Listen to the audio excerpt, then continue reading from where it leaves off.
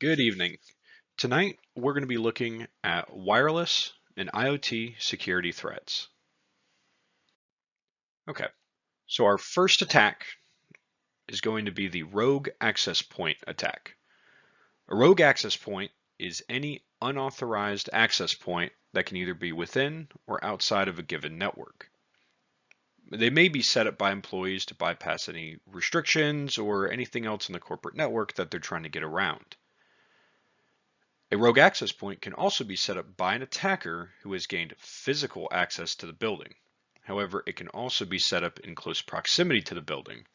Think like in a parking lot or potentially in a nearby building if it's in a city. Up next, we have the evil twin attack. Here, a rogue access point is configured with the same SSID as the target network's SSID. Then usually an attacker will use one of these two methods to attack and knock users off of the real network. Now, because the SSID is the same, users oftentimes won't know the difference and they'll just believe they got disconnected for no reason. Usually what happens is they'll then reconnect to the attacker's access point. Once that's done, an attacker can then capture all of the network traffic that's coming along. Up next, we have the deauthentication attack. Now, when a device connects to a network, there's unencrypted packets that are sent back and forth to help establish that connection. A deauthentication attack will take advantage of this and send fake packets to the target to knock them off of the network. This is usually used in conjunction with the evil twin attack that was previously mentioned. Attackers also have the ability to select either individuals or they can target anyone within their range. Next, we have access point misconfiguration. Now, this isn't necessarily an attack per se. It's more of a byproduct of when either security steps are not fully implemented or potentially there's no security steps implemented at all. Misconfiguration typically looks like when a lazy admin leaves default credentials and there's no separation between either an employee and a guest network.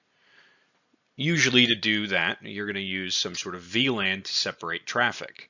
You don't want the CEO, the R&D department, and the guests in the lobby to all be transversing the same network.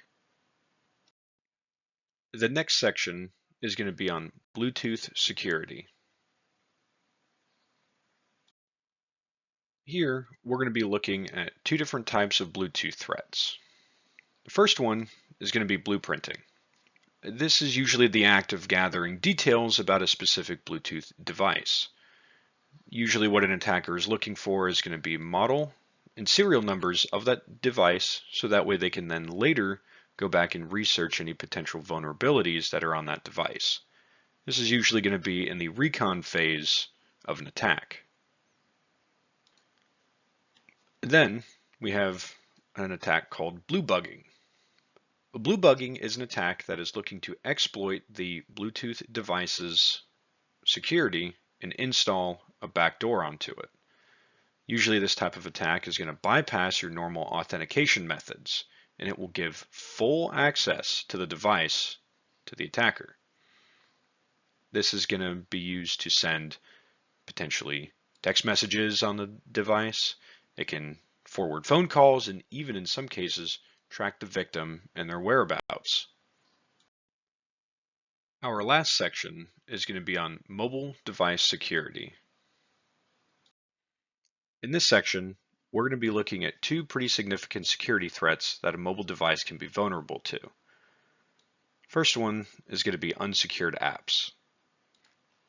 Now, app stores are constantly working to keep malware out, but they're not perfect. Sometimes a malicious program is allowed to be put on that app store, and it's not typically removed until somebody discovers it. Another type of unsecured app would be the sideloaded app, typically from unofficial sources. Now, sometimes popular apps are the targets of attackers. We're going to take Flappy Bird, for example. This was a mobile game that was created in 2013, and it had risen in popularity due to how frustrating it could be to play. Headlines were full of pictures and stories of phones getting shattered and smashed from users throwing their phones or their tablets because they had lost the game. Eventually, in 2014, this news had prompted the creator of the app to pull the addicting game from both Apple and Google App Stores.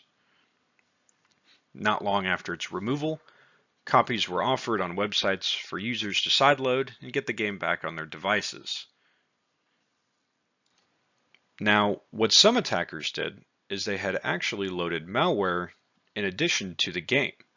So when a user went out of their way to try to find Flappy Bird, not only were they getting the game, but sometimes they were also accidentally installing a backdoor on their device. Lastly, we're going to talk about lost and stolen devices. Now, because of the mobile nature of these devices, they can be easy prey for an opportunistic thief. If you leave that device unattended for too long, a thief can easily grab it and conceal it. And sometimes once that device is taken, an attacker can then go offsite to recover the data from the device. They can get it unlocked from there, and then they have access to everything that was on that device, including personal information, photos, sometimes even login credentials for the user's accounts that were stored on the phone. So, we have some final takeaways here.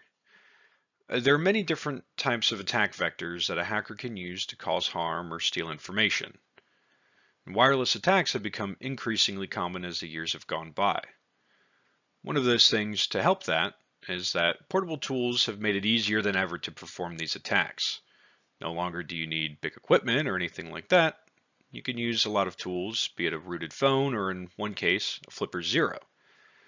Flipper Zero is a relatively new tool, but it has gained a lot of popularity on social media. There are some accounts out there that are actually showing people how to do attacks. There's guides that are showing every step from downloading tools off GitHub to actually doing the attack. And it's even gone so far as that some countries have looked to outright ban the device.